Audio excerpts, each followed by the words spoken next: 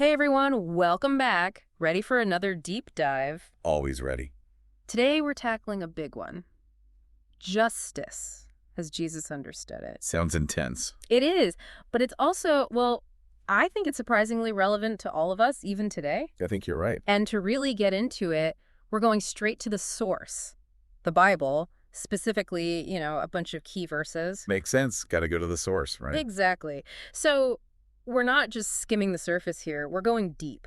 Like, what did justice really mean to Jesus, and what does that mean for us, living in the 21st century? Okay. I'm intrigued. Let's dive in. Perfect. So when we talk about justice, like, what's the first thing that pops into your head? Honestly, courts, laws, the legal system. Right, that's kind of the common understanding. But when we look at how the Bible talks about justice, it goes way beyond that. It does, doesn't it? Yeah. So where do we even start with this whole justice according to Jesus thing? Well, there's this verse in Micah 6.8. It basically sums up what God expects. Act justly, love mercy, walk humbly. Like, boom, right there. Act justly, love mercy, walk humbly. Ugh. Okay, that's pretty straightforward, but how do we actually, put those words into action? That's the million-dollar question, right? But look, it's not just about knowing the difference between right and wrong. It's about actually living it out every day and doing it with humility, not like bragging about it. Okay, I see what you're saying, but what about when we're talking about like big systemic issues, like economic inequality? How does act justly apply to something like that? Well, this is where it gets really interesting. Because the Hebrew concept of justice, it's not just about laws and punishments. It's about right relationships between people, between us and God, between us and the earth. So if you think about it, economic justice, it's about creating systems where everyone has what they need to flourish, to live a dignified life, to thrive. Because it's not about charity, it's more about structural change. Exactly. Charity is important, don't get me wrong, but it's often a Band-Aid on a much bigger wound. Real justice is about fixing the system itself. Wow. That's pretty radical when you think about it. Oh, it is, and that's what makes studying Jesus so fascinating. He was all about radical change. Speaking of radical, remember that line from Matthew 5.6? Blessed are those who hunger and thirst for righteousness. Like, when was the last time you really felt that? That deep, burning desire for things to be right? Oof, that's a powerful image. And righteousness in this context, it's not just about being a good person. It's about actively pursuing justice, aligning your actions with God's will. It's like embodying justice, becoming justice. Justice. I like that. But, sometimes it feels like we get so caught up in the rules, we forget about the bigger picture. Right, like following the letter of the law but missing the spirit of it. Yeah, like Jesus calling out the Pharisees in Matthew 23.23. They were so focused on all these tiny little rules, they completely missed the weightier matters of the law. Justice, mercy, faithfulness. It's so easy to do, isn't it? To get caught up in the details and lose sight of what really matters. Totally. And it's easy to just, talk about justice. But Jesus, he actually went on and did something about it. He did. He didn't just talk the talk. He walked the walk. Exactly. Remember in Luke 4.19 where he's like, I've come to bring good news to the poor, freedom to prisoners, sight to the blind, liberation for the oppressed. Yeah, those were fighting words in his time. Remember, this is a world ruled by the Roman Empire. Oppression was everywhere.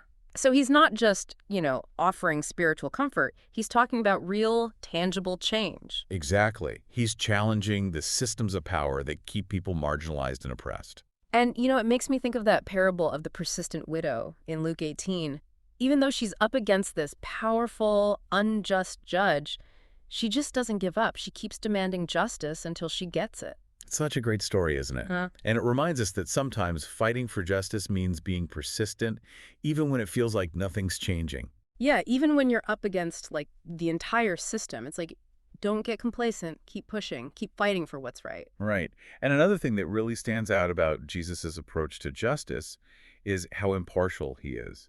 He's always challenging people to look beyond surface appearances and judge fairly. Yeah, there's so many examples of that. Like in John 5.3, John 7.24, John 8.15, he's always pushing people to look beyond their biases, to see the inherent dignity in every person. And that's something we all struggle with, right? Letting go of our biases, judging fairly. It's a constant challenge. Oh, absolutely. But, there's this amazing moment in Acts 10.34-35 where Peter finally realizes that God doesn't play favorites. It doesn't matter who you are, where you come from. What matters is doing what's right. And that's so radical, right? In a world where everyone was so focused on like your social status, your lineage, your religious background. Peter's realizing that none of that matters to God. What matters is how you treat other people, how you live out justice in your everyday life, which is, what Jesus was all about.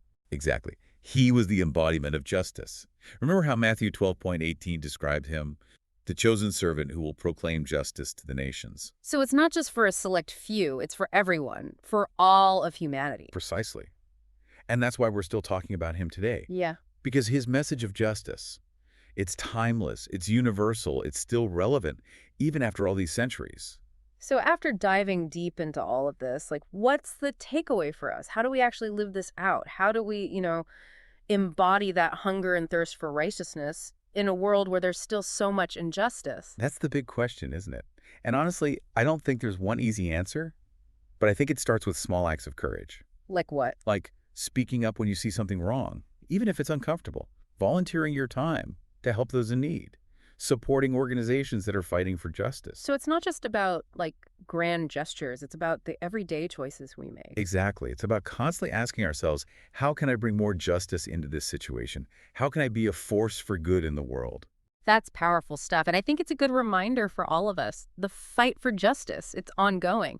And it starts with each one of us taking a step, however small. Beautifully said.